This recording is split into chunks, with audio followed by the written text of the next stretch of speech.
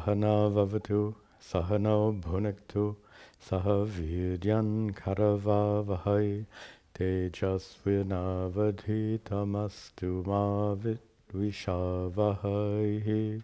Om Shanti Shanti Shanti. Om. Welcome back to our Bhagavad Gita class. We continue to study Chapter 2, and we'll begin our recitation today with verse 20, the longer meter.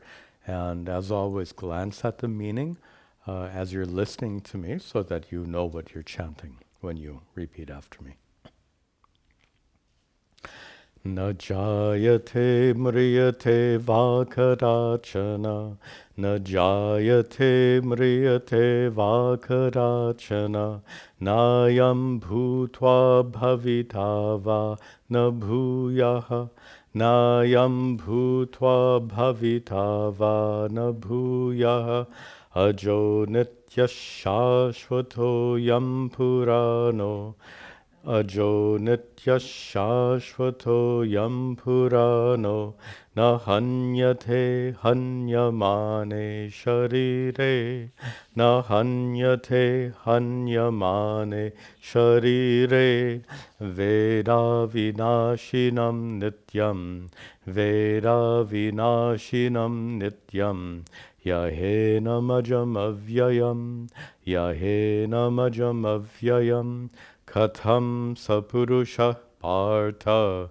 katham sapurusha partha, kam ghatayati hantikam, kam ghatayati hantikam, vasansi jirnani yatha vihaya, vasansi jirnani yatha vihaya, navani grihnati naroparani, Navani grihnati naroparani, tatha sharirani vihaya jirnani, tatha sharirani vihaya jirnani, anyani sanyati navani dehi, anyani sanyati navani dehi, Nainam chendanti shastrani, nainam chendanti shastrani,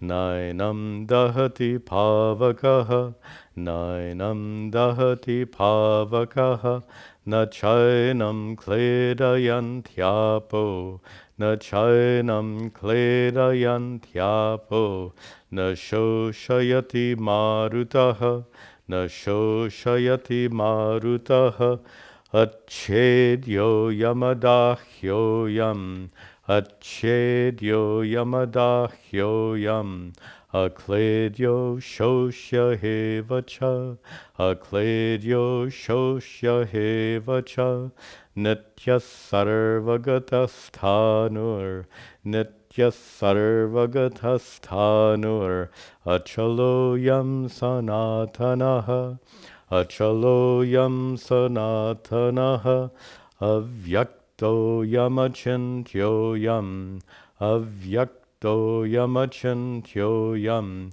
avikaryo yamuchyate, avikaryo yamuchyate, tasmadevam viditvainam, tasmadevam viditvainam, nanushochitamarhasi, nanushochitamarhasi, atachainam nityajatam, atachainam nityajatam, nityam va manyase mritam, nityam va manyase mritam, tatapi tvam mahabaho, tatapi tvam mahabaho, nainam shochitam arhasi, nainam shochitam arhasi, jatasya hi dhruvo mrityur, jatasya hi dhruvo mrityur, dhruvam janma mritasya cha, Dhruvam janmamritasya cha tasmara pariharyerte tasmara pariharyerte natvam shochitam arhasi natvam shochitam arhasi. Okay, let us return to where we left off. We had finished verse 22. So we begin today with verse 23. We're in this section. Chapter 2 is one of, I think, the second longest chapter, or the longest chapter, and it includes several different subject matters. Most chapters include only one subject. Chapter 2 includes several. So we saw the first part of chapter 2, which was that still Arjuna giving reasons for why he shouldn't fight the battle, and then finally seeking advice from Sri Krishna. Then it switched, beginning with verse 11, where Sri Krishna began his spiritual teaching to Arjuna, which is the section we're in right now. Later we'll see some other topics will come, including karma yoga will come later in chapter 2. But here, Sri Krishna continues to encourage Arjuna to fight by helping Arjuna understand that Bhishma and Drona's bodies will fall on the battlefield. Many bodies will fall on the battlefield, but nothing happens to Atma. Atma, the true self, Sat Chit Ananda, our standard definition of Atma. Sat, an unborn, uncreated, unchanging reality that is Chit, consciousness, that is Ananda, full and complete. That Satchitananda Atma is utterly unaffected by weapons. And that's what's being described here in verse 23. Nainam chindanti shastrani Nainam chindanti shastrani, nainam dahati pavakaha, nainam dahati pavakaha, na chainam kledayantyapo, na chainam kledayantyapo, na shoshayati marutaha, na shoshayati marutaha. Enam, this, you got to break up the words. Na enam chindanti shastrani. Shastrani, weapons. Na chindanti, cannot cut, cannot pierce. Enam, this one, this Satchidananda Atma. Weapons cannot cut it. Nainam dahati pavakaha.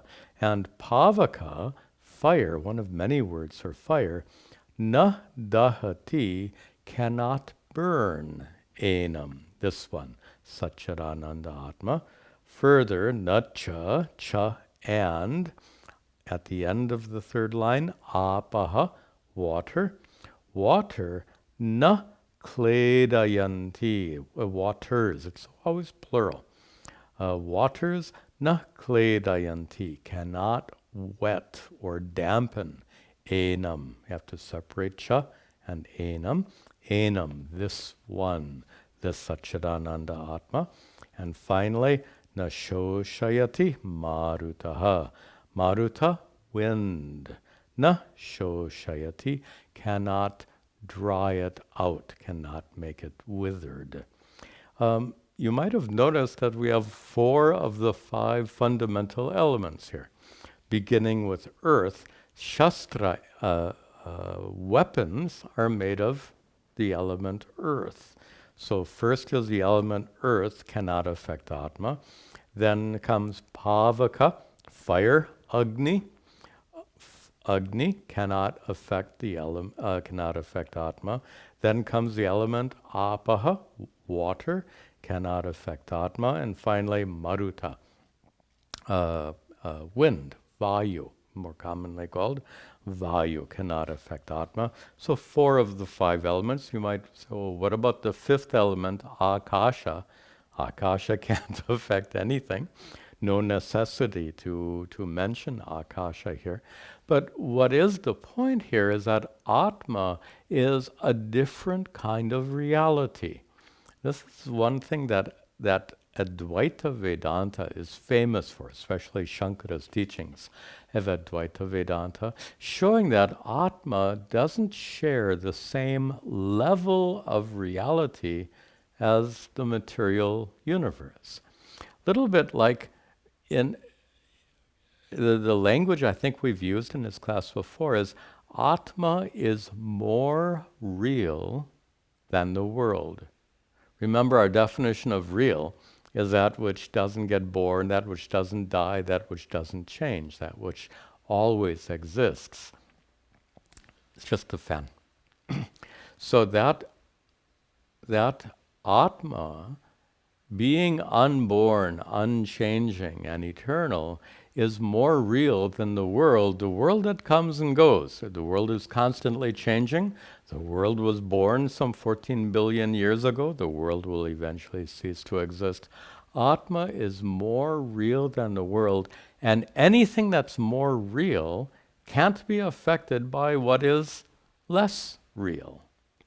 When you're sitting in a movie theater and you're watching some movie where a bomb explodes, that bomb in the movie can't affect you sitting in the theater. You're more real than the theater. Or in a dream, if you're being chased by an elephant, the elephant in the dream can't hurt you because you are more real than that elephant. So, Atma, being more real than the world of elements, cannot be affected or hurt in any way by anything in the world. He continues, same idea. Achedyo yamadahyo yam, achedyo yamadahyo yam, akledyo shosha cha, akledyo shosha cha, nityas sarvagatastanur, nityas sarvagatastanur, achaloyam sanatanaha, achaloyam sanatanaha. Excuse me. First half basically rephrases what was taught in the prior verse. So, achedyaha ayam. Prior verse we had the pronoun enam for Atma. Here we have the pronoun ayam for Atma. Ayam. This one, this Atma is achedyaha. It can't be pierced. It can't be cut by any shastra, by any weapon. Ayam, this Atma, is adahyaha. It can't be burnt by fire. This Atma is akledyaha. It can't be made wet by water. And ashosha evacha. It cannot be dried. Ashosha. It cannot be dried out by the winds. So restating what was said in the prior verse. Now there's an important question we can ask here. Why? Based on what can Arjuna claim that Atma is unaffected by these 4 elements? And he gives the reason. Sri Krishna gives the reason in the second half of this verse. Atma is nit, and I'll give the words first and then make some observation. Simply the words are, Atma is nityaha, eternal, eternal meaning unborn and unchanging. Atma is sarvagataha, literally all-pervasive. There is one all-pervasive consciousness manifest in all sentient beings, as we've discussed before. Atma is sthanuhu, stable, unchanging. Literally, sthanu is a post, but it means that which is stable, and in this context, that which doesn't undergo any kind of change. Atma is achalaha, unmoving, also means unchanging. Ayam, this Atma, is sanatanaha, eternal, everlasting, timeless, beyond time, more real than time. Anything that exists in this world ages with time, but that which is more real than this world of time is not subject to change, including aging. Now, something very important to point out here, and that is this statement, Atma is eternal, all-pervasive, unchanging, everlasting. That sounds like so many scriptures, even like Hebrew scriptures of the Old Testament, or Greek scriptures of the New Testament of the Bible, or Arabic scriptures of the Quran. These kinds of statements we hear, they sound very scriptural. Atma is eternal, all-pervasive, unchanging. And that scriptural sound leads us to think that, oh, this is a matter of belief. I have to believe this. Atma is nitya. I have to believe Atma is nitya. Atma is sarvagataha. I have to believe that Atma is all-pervasive. And we make that connection because we're so accustomed to hearing scriptural statements that dictate what you should and should not believe.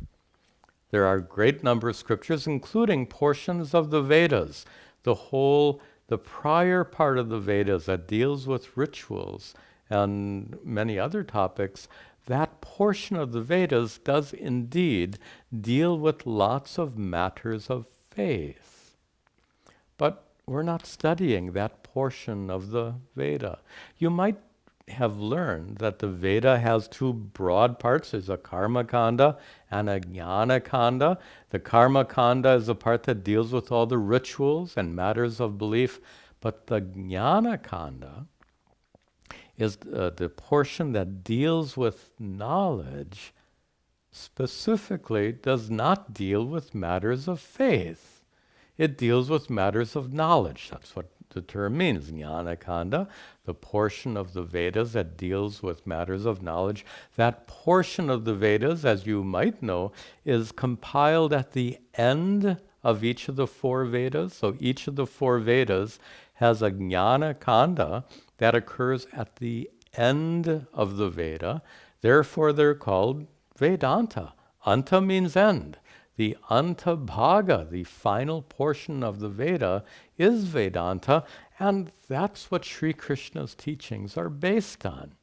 The point I'm making is, even though this is all scriptural, no doubt, and even though the great majority of scriptures do indeed deal with matters of faith and belief, the Jnana Kanda of the Vedas, the Vedantic teachings that come in the Vedas, and the teachings of the Bhagavad Gita, which is based on that Vedanta.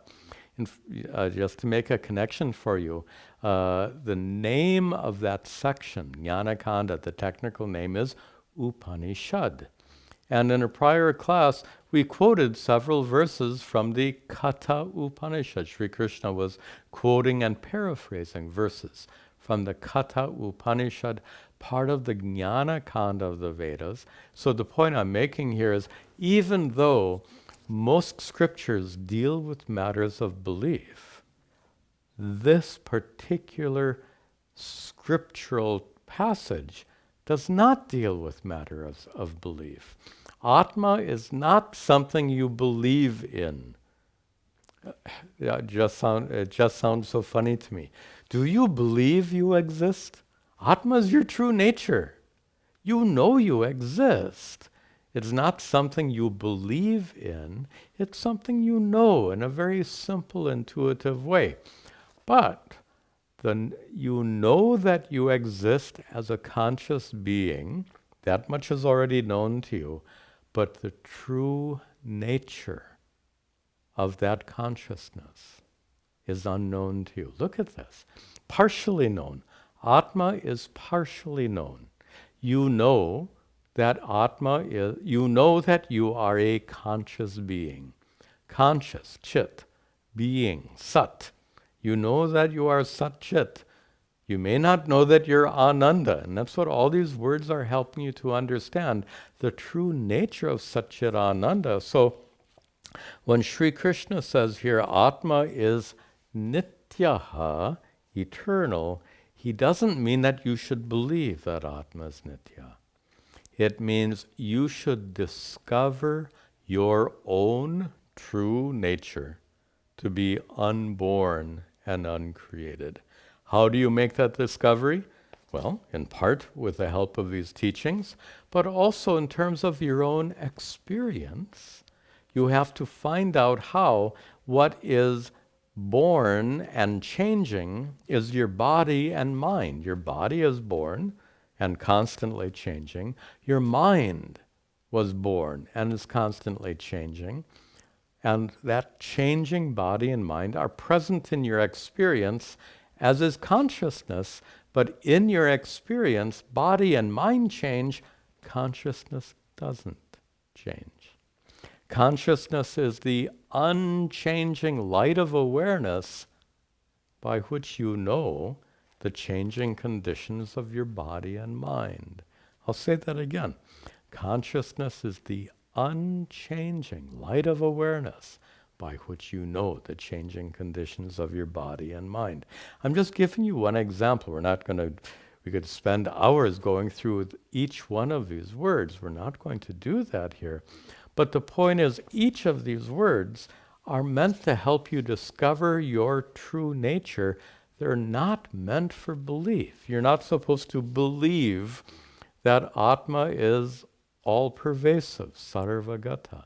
You have to discover how it is so that your consciousness is not stuck inside your head. You have to discover that. Again, with the help of the three things, Shruti, Yukti, and Anubhava. We discover it with the help of Shruti, scripture, Yukti, reasoning, and Anubhava, experience. All of Vedanta is based on these three. Shruti, scripture, Yukti, reasoning, Anubhava, experience. So, Sri Krishna says Atma is sarvagataha.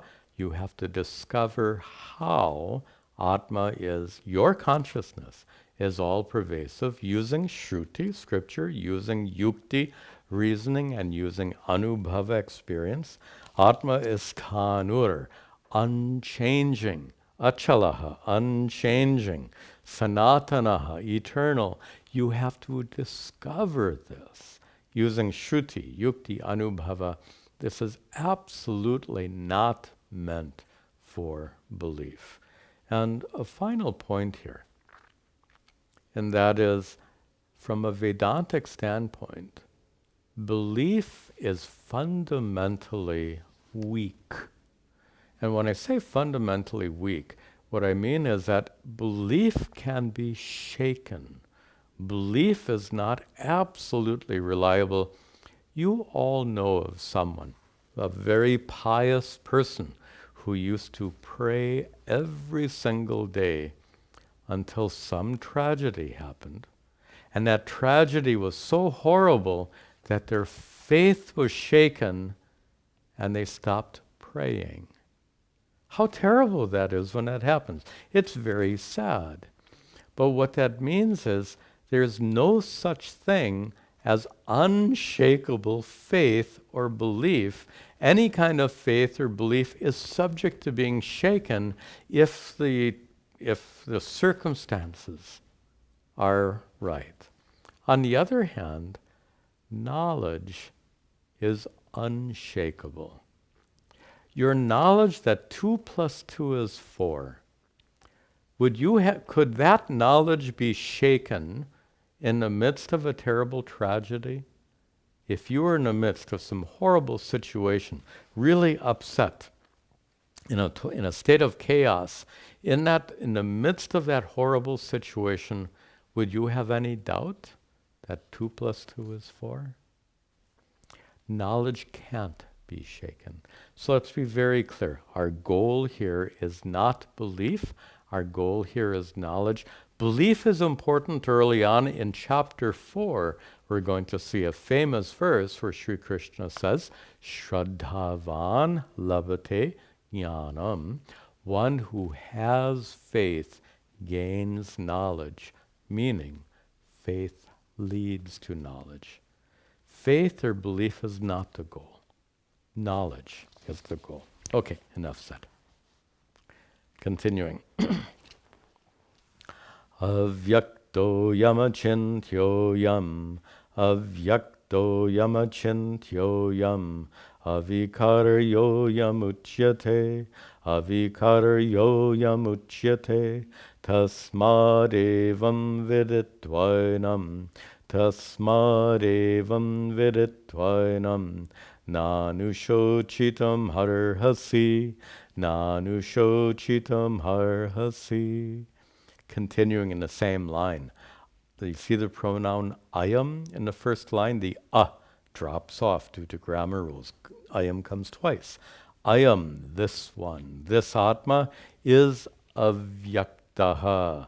Vyakta means manifest, visible. Atma is avyaktaha.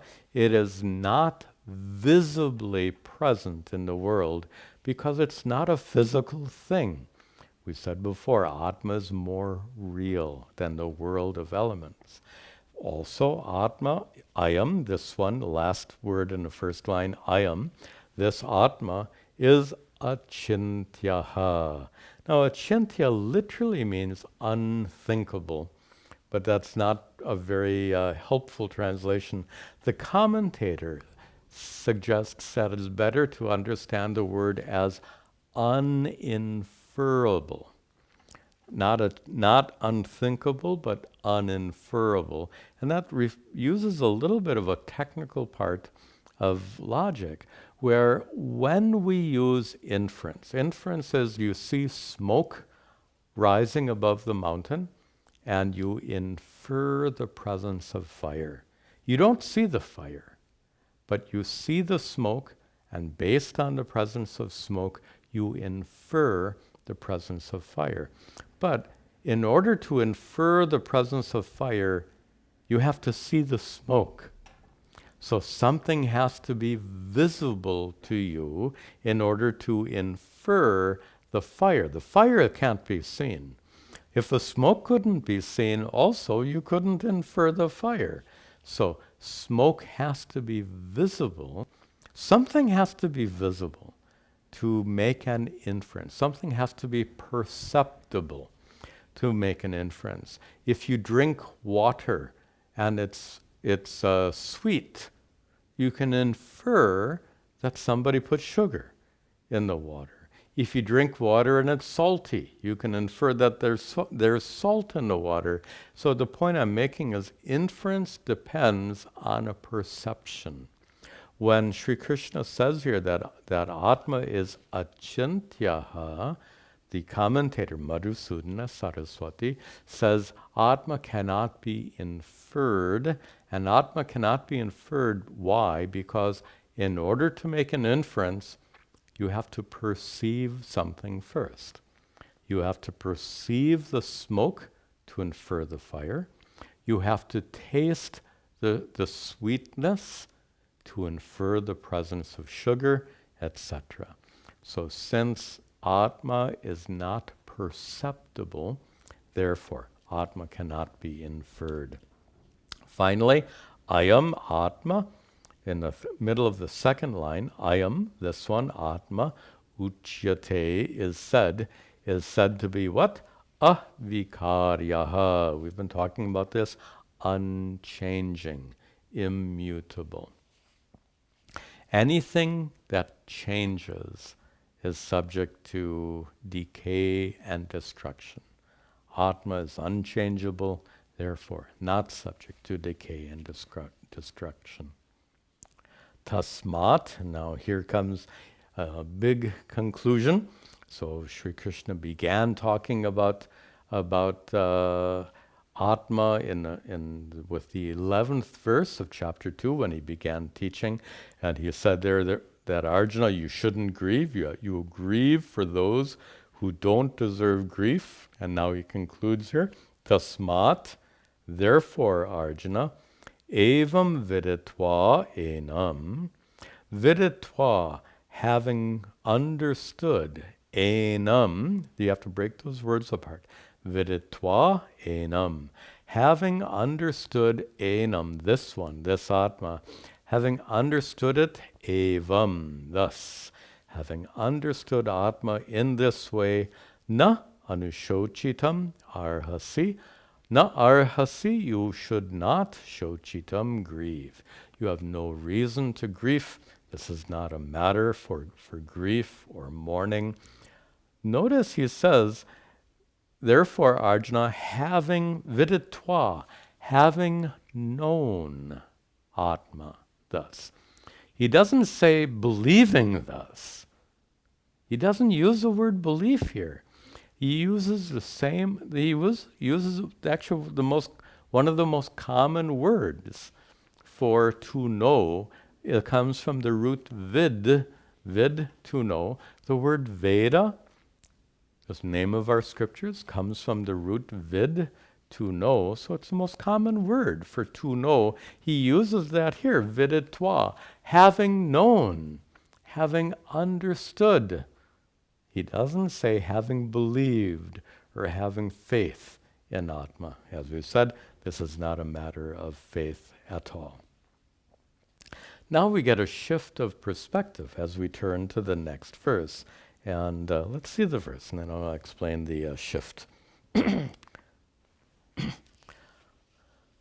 Ata chainam nitya jatam, ata chainam nitya jatam, nityam va manyase mritam, nityam va manyase mritam, tathapi tvam mahabaho, tathapi tvam mahabaho, nainam shochitam harhasi, nainam shochitam harhasi. Ata, now, and that's a good word for making this transition. Now, ata cha, and now,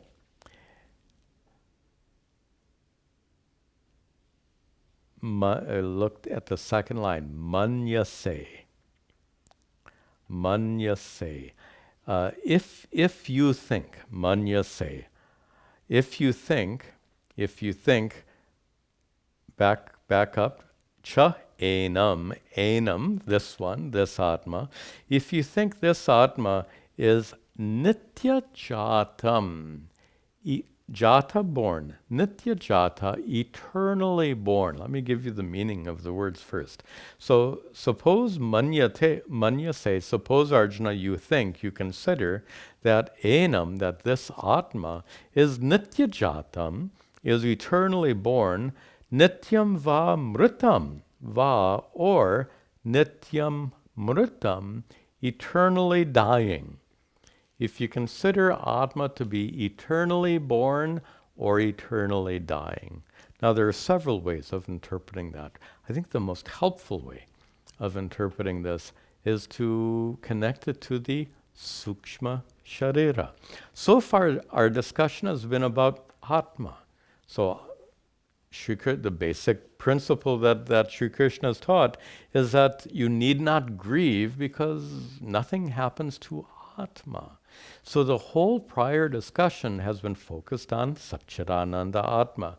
Now, let's consider it from the standpoint of Sukshma Sharira, the subtle body. Remember in our metaphor, our computer metaphor, you have hardware, like your computer has hardware, you have hardware, it's your physical body. And just as your computer has software, you too have software. Software is all your mental faculties.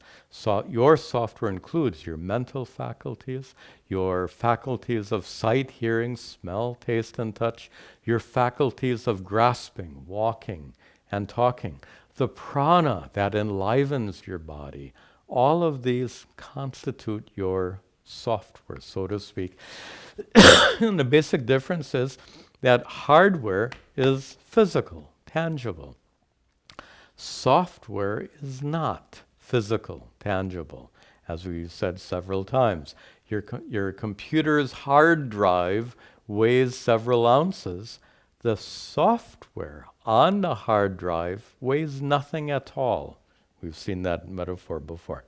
So the software that enlivens you, the sukshma sharira, which is a non-physical, non-tangible.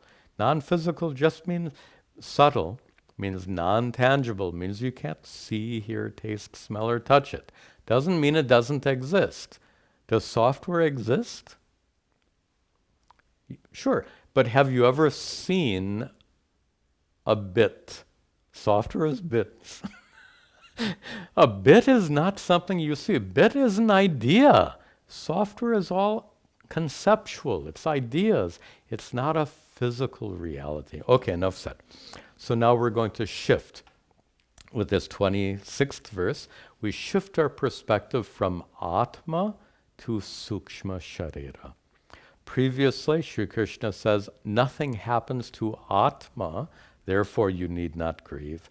Now Sri Krishna is going to say, nothing happens to Sukshma Sharira either, therefore you need not grieve. And he says here, suppose, Atta, now, manyase, O Arjuna, if you think that enam, this Atma, is nitya jatam, eternally born, means born again and again and again, born into one body after another body, born into one life after another life, nityam vamritam, in the second line, or if you think that Atma is eternally dying, this sukshma, that sukshma sharira is eternally dying. So with regard to sukshma sharira, getting born again and again and again, and then dying again and again and again. So from the standpoint of subtle body, which goes from one life to the next, the philosophers like calling it transmigrating entity. Fine.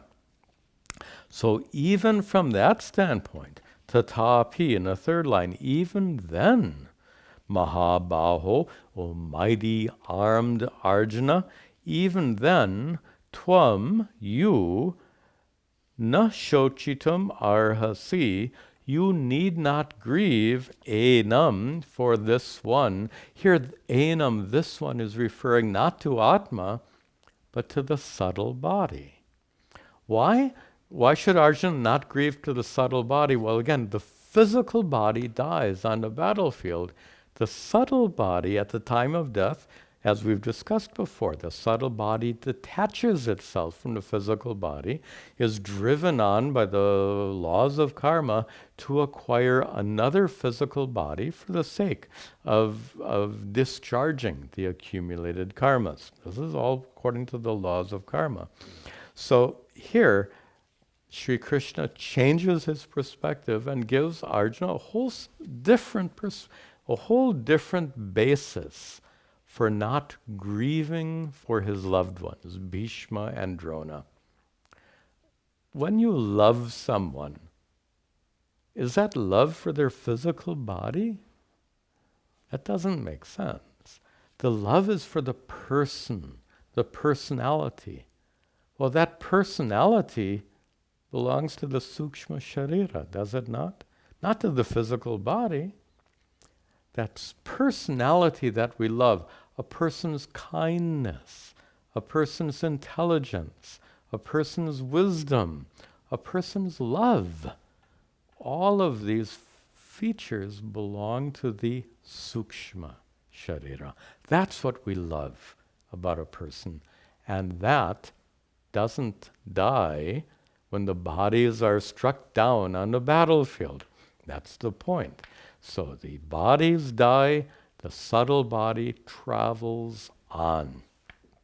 And the commentator here, Madhusudana Saraswati, draws our attention to the law of karma, which guarantees that the subtle body doesn't die when the physical body dies. Let's just see this briefly. I mentioned before that this doctrine of karma is very complex, very elaborate, and I have produced a series of 3 or 4 videos on this topic. You can find those videos on my YouTube channel. Just look up Doctrine of Karma, and those videos will tell you in great detail all that you need to understand. But let's just see one point here in particular that's described in those videos, but here the commentator makes a very strong point. And here's the point. When, at the time of death, the physical body dies, and it is burnt. It is reduced to ashes. So the question then is, well, if the physical body is reduced to ashes after death, then why isn't the subtle body also in some way reduced to ashes? The physical body gets destroyed after death. Why doesn't the subtle body get destroyed at the time of death? There's some logic to that, according to the doctrine of karma. And here's the logic. Every action must yield its result. This is the basis of the doctrine of karma. Karma means if you do an action, you have to get a result. If I drop the pen, it has to fall. For an action, karma, there has to be a result, phala. And here's where the doctrine of karma goes further by saying that in this life, you have committed many karmas for which you have not yet received the results. To commit a karma and not yet receive a result is like dropping this pen and the pen doesn't fall. Suppose the pen remained suspended in space. The action was committed, the result is pending.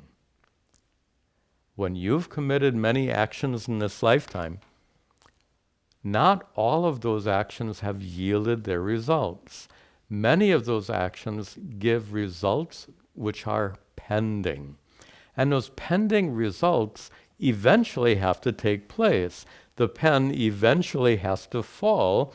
The results of the deeds you have committed eventually have to fructify. But suppose you die before those results fructify. Well, the law of karma is such that you can't have results that don't fructify. Those results must fructify.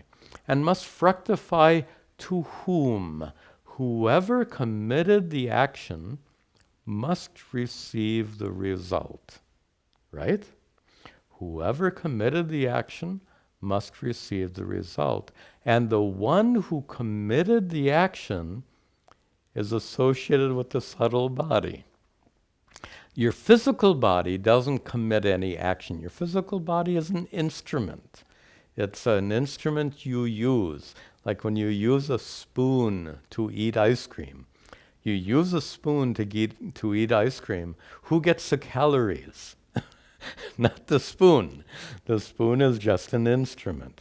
So the point here then is that your body is just an instrument. So your body is not the agent of action, nor is consciousness, Atma, the agent of action. Body is just an instrument. Consciousness is unchanging. Unchanging consciousness doesn't do anything. Your decisions to do things, those decisions take place in your mind, intellect. And your mind and intellect are part of your subtle body. So the point here is that the one who commits actions is associated with your subtle body.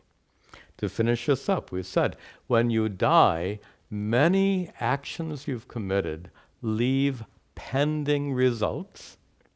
Those pending results must fructify, and the one who committed those results must receive those results. The one who committed the actions must receive those results. The one who committed the actions is associated with the subtle body. And here, the doctrine of karma ensures that that subtle body, for the sake of fructifying those pending results, the integrity of the subtle body is maintained at death. The integrity of the physical body is not maintained. It returns to elements. But the integrity of the subtle body is maintained by the law of karma. I call it karmic glue. Karmic glue holds the subtle body together, drives it on to acquire another physical body for the sake of receiving those pending results. Now, the commentator here makes a point, and that is, according to the doctrine of karma, it is guaranteed that the subtle body will survive death, travel on, and take another birth. Why? Because, according to the doctrine of karma, those pending results must fructify. This is the doctrine of karma, in the most simple form, is for every action there has to be a result. But then things get more complicated when you commit an action and then you die, very inconveniently, leaving the results pending. And that's why the subtle body maintains the integrity of the subtle body, drives it on to receive the results of those pending karmas. It's a little bit like in science, there's a law of conservation of energy, conservation of mass, conservation of momentum. This is similar. It's conservation of karma phala. The results are conserved, which is to say that once you've committed the action, even if you die, the result is conserved, so to speak. Okay. Now I've completely distracted myself. Here we are. So Sri Krishna says, from the standpoint, just to summarize verse 26, from the standpoint of Sukshma Sharira also. Prior verses are from the standpoint of Atma, but in verse 26, Sri Krishna shifts to the perspective of subtle body. From the perspective of the subtle body also, Arjuna, you need not grieve. And he continues. Jatasya hi dhruvo mrityur, jatasya hi dhruvo mrityur, dhruvam janma mritasya cha, dhruvam janma mritasya cha, tasmara parihar yerte, tasmara parihar yerte, natvam shochitam harhasi, natvam shochitam harhasi. Very simple logic here. Dhruvaha, the word dhruva, dhruvo, the word dhruva.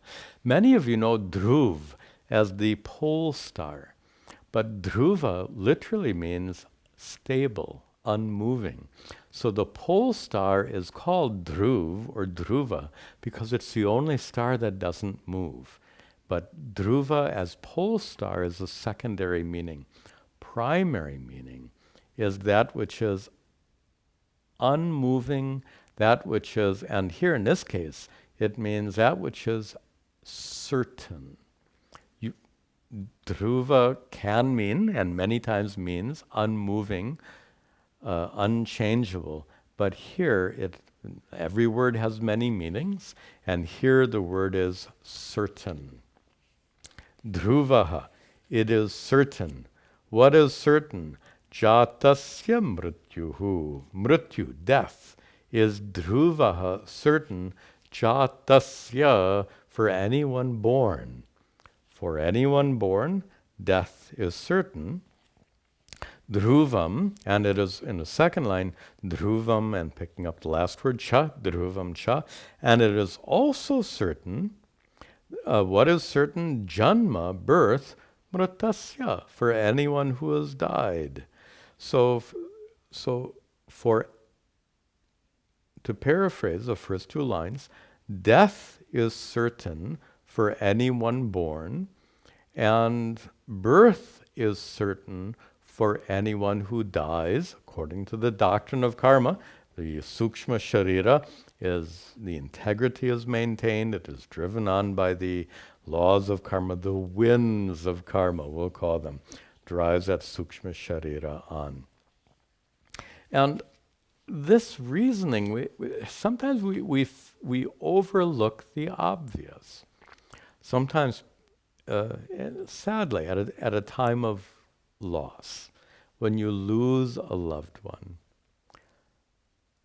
sometimes even mature adults will ask, why did he or she have to die? Well, they got born. I don't mean to make light of it, but they died because they were born. And really speaking, there's only one way to avoid dying, and that is not to be born in the first place. But no one would choose not to be born in the first place. Therefore, death is inevitable, and it's in American English, they call it a package deal. A package deal means when you get born, it means death comes along with it. Tasmat, therefore, Arjuna, apariharye arte, you have to put the back in. Arte, with regard to this matter, which is apariharya, unavoidable. With regard to this unavoidable matter of death. Na tvam shochitam arhasi, na arhasi tvam, you, na arhasi, you should not shochitam, you should not grieve, there is no need for you to grieve. There's something so basic here that we lose sight of it. The inevitability of death, we all get it logically, but we don't get it emotionally, right? We all know death is inevitable, but when death comes, we can't deal with it emotionally. Do you know, it's a little bit like children. Children want it there, when a child has had 3 cookies, and the child says, Mom, can I have another cookie? Mom says, no. 3 cookies is enough. Mom says, no. The child starts crying. Why? Because the child can't have it his way or her way. The child wants the world to behave in a way that's suitable for the child. But the fact is, Mom is not going to give 4 cookies. Mom is going to stop after 3 cookies. The child has to learn to handle that. The child has to learn that the world does not conform to our expectations, to our wants, to our desires. And that applies to the adult reality of dealing with death. It's an emotional issue. We understand death intellectually. Emotionally, we have to grow up, in a manner of speaking. The child has to grow up, so when Mom says no, the child doesn't cry. In the same way, we all have to grow up, in a manner of speaking, so that we can deal with death emotionally with more grace, with more acceptance and understanding. Okay. Yeah, we have time. Avyaktadini bhutani, avyaktadini bhutani, vyaktamadhyani bharata, vyaktamadhyani bharata, avyaktanidhananyeva, avyakta nidhananyeva tatra ka paridevana, tatra ka paridevana. Bhutani, beings, living beings. Living beings means stula sharira, physical body, enlivened by a sukshma sharira, subtle body. A sukshma sharira without a subtle body is a corpse. And a subtle body without a stula sharira is unmanifest, not a living being. So, bhutani here, beings. Beings means a combination of subtle body and a physical body. Just like, your stula sharira, physical body, invested with a sukshma sharira, subtle body. These are avyakta adini. These beings are avyakta adi. Adi at the beginning. They are avyakta. Vyakta means manifest. Avyakta means unmanifest. And here we're referring again to the travel of the subtle body. Before a subtle body invests itself in a new physical body, it is avyakta adi. It is unmanifest in the beginning, before the subtle body is connected to the physical body. Vyakta madhyani. And madhyani, in the middle, those beings are vyakta, manifest.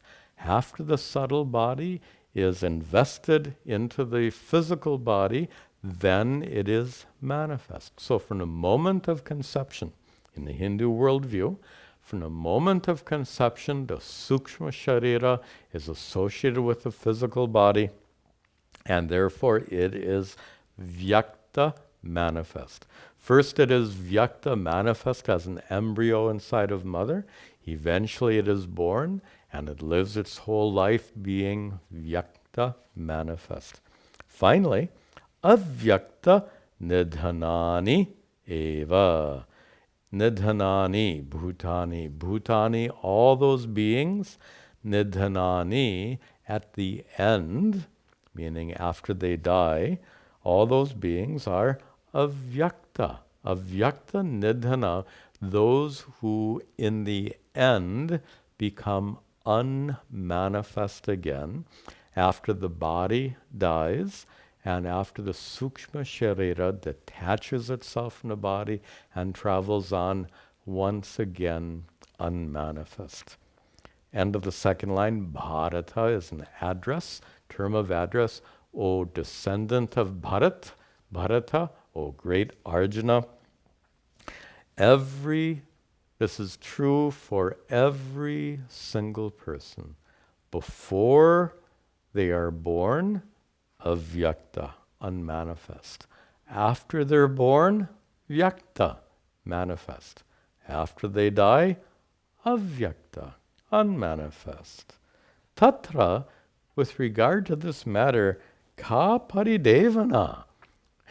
What's the problem? in American English, ka paridevana. What's the problem? Baat kya hai? So there's no problem. This is the cycle of life. The Hindu worldview is of everything being cyclic. The universe itself is cyclic, going through periods of manifestation and dissolution, srishti and pralaya. The universe goes through periods of manifestation and dissolution. Similarly, every sukshma sharira goes through periods of being associated with the physical body, manifest, and not being associated with the physical body, unmanifest. So these cycles of being vyakta, manifest, and avyakta, unmanifest. This cycle is natural. This cycle is inevitable. Therefore, Arjuna, tatra ka paridevana, where is the problem? There's no problem. We'll continue next time. Om sarve bhavantu sukhinaha, sarve santu niramayaha, sarve bhadrani pashyantu, ma kaschad dukkha bhag bhaveta, asato ma sadgamaya, tamaso ma jyotirgamaya, mrityor ma amritangamaya. Om Shanti Shanti Shanti. Om Tat Sat.